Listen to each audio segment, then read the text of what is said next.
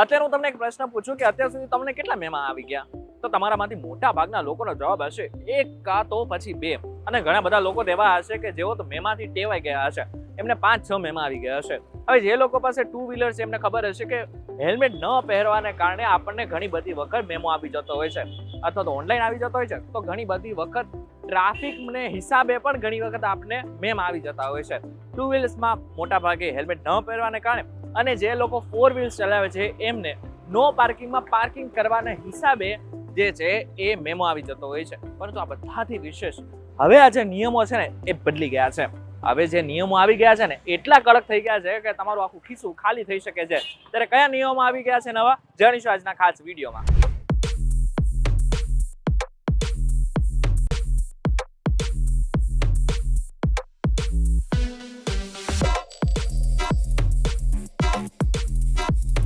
નમસ્કાર અને welcome back Fox VTV digital ઉપર તમે જોઈ રહ્યા છો ડેલી ડોઝ અને હું છું આપનો દોસ્ત કરણ ચળોતરા.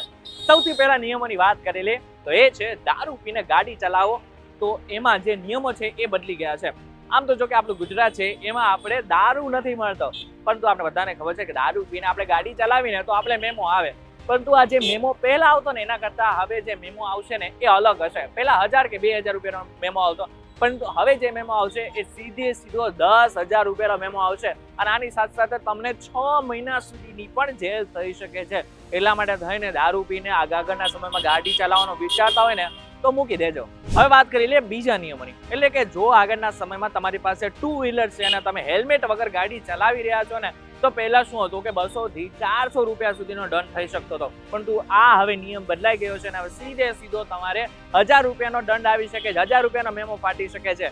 ત્રીજા નિયમની વાત કરીએ તો આગળના સમયમાં જો તમે વાહન ચલાવતા અગર મોબાઈલનો ઉપયોગ કરો પણ છો ને તો ખાસ કરીને જે પેલા નિયમ હતો એ 500 રૂપિયા સુધીનો હતો. પરંતુ આ નિયમ હવે ચેન્જ થઈ ગયો છે અને હવે સીધો તમારે પાસેથી 5000 રૂપિયા પણ લેવામાં આવી શકે છે. એટલે કે 5000 રૂપિયાનો દંડ પણ લેવાઈ શકે છે. એટલે કે આગળના સમયમાં હવે જો તમે મોબાઈલનો ઉપયોગ કરતા હોય વાહન ચલાવતી વખતે તો ખાસ ધ્યાન રાખજો કે આગળના સમયમાં તમારા 5000 રૂપિયા પણ ખવાઈ શકે છે. હવે આના પછીનો જે નિયમ બોલવાનો જોઈએ એને ખાસ કરીને તમારે સાંભળી લેવાનો છે. હવે ખાસ કરીને જો તમારી પાસે વાહનનો વીમો નહીં હોય તો તમારી ઉપર ખાસ કરીને ચાર્જ 2000 રૂપિયા સુધીનો લાગી શકે છે. અને આનાથી પણ વિશેષ જે પીયુસી છે એ પણ તમારી પાસે નહીં હોય તો આગળના સમયમાં બની શકે કે 5000 થી લઈને 10,000 રૂપિયા સુધીનો દંડ તમારી પાસેથી વસૂલી શકાય છે. એટલા માટે થઈને ખાસ કરીને જે લોકો ટુ વ્હીલર્સ લઈને નીકળે છે એ લોકોને ખાસ સૂચના એ છે કે હવે આગળના સમયમાં નીકળો છો તો પીયુસી બરાબર છે કે નહીં, લાયસન્સ તમારી પાસે છે કે નહીં એ બધું ચેક કરીને જ બહાર નીકળજો. હવે જે નિયમ બોલવાનો છે એ ખાસ કરીને યંગસ્ટર માટે છે. જે લોકો ટ્રિપલ સવારીમાં આજકાલ બહુ નીકળતા હોય ને એ લોકો માટે ખાસ સૂચના એ છે કે હવે આગળના સમયમાં મેમો વધી ગયો છે, મેમોની રકમ વધી ગઈ છે અને એ સીધી 1000 રૂપિયા સુધી પહોંચી ગઈ છે. જો તમે ખતરનાક ડ્રાઇવિંગ કરતા હશો તો પણ આ રકમ વધી ગઈ છે. આ રકમ હવે 5000 રૂપિયા સુધીની પહોંચી ગઈ છે. અને આનાથી પણ સૌથી વિશેષ વાત, જો તમે આગળના સમયમાં એમ્બ્યુલન્સને રસ્તો નથી આપતા તો તમારી ઉપર કાયદેસર કાર્યવાહી પણ થઈ શકે છે અને 10,000 રૂપિયાનો દંડ પણ થઈ શકે છે. આમ જોવા જઈએ તો ઘણા બધા લોકોને એ ખબર હશે કે ઘણા બધા એવા લોકો હોય છે, અસામાજિક તત્વો એવા હોય છે કે જેઓ પાછળ જે એમ્બ્યુલન્સ હોય છે એમને રસ્તો નથી આપતા, એને જ કારણે ઘણા બધા લોકોનો જીવ જોખમમાં મુકાઈ જતા હોય છે. એટલા માટે થઈને આગળના સમયમાં એમ્બ્યુલન્સનો રસ્તો તમે નથી આપતા તો તમારી ઉપર કેસ પણ થઈ શકે છે અને આની સાથે સાથે 10,000 રૂપિયાનો દંડ પણ થઈ શકે છે. આ સાથે સિગ્નલ તોડવા બદલ 5000 રૂપિયા સુધીનો દંડ અને વાહન ઓવરલોડ કરવા બદલ 20,000 રૂપિયાનો દંડ ભરવો પડી શકે છે.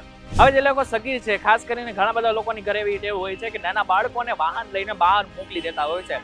જો આવું તમે કરો છો તો આગળના સમયમાં તમને જેલ થઈ શકે છે. એટલે કે જે વાલી છે એને જેલ થઈ શકે છે અને 3 વર્ષ સુધીની જેલ થઈ શકે છે અને લગભગ 25,000 રૂપિયા સુધીનો દંડ ભરવો પડી શકે છે. એટલા માટે થઈને તમારું બાળક જો 18 વર્ષથી નીચેનું છે તો એમને ગેરવાળું બાઇક ન જ આપશો કે પછી કોઈ પણ પ્રકારની ગાડી ન આપતા કે જેથી આગળના સમયમાં તમને તકલીફ પડે. ઇન શોર્ટ જો જોવા જાય તો આ જે નિયમો છે 1 માર્ચ 2025 થી લાગુ થઈ ગયા છે. એટલા માટે થઈને હવે આગળના સમયમાં તમે જ્યારે ગાડી લઈને નીકળો કે પછી કોઈ પણ પ્રકારનું વાહન લઈને નીકળો ત્યારે ખાસ વાત એ ધ્યાન રાખજો કે હવે તમારે આ બધા જ નિયમોનું પાલન કરવાનું છે.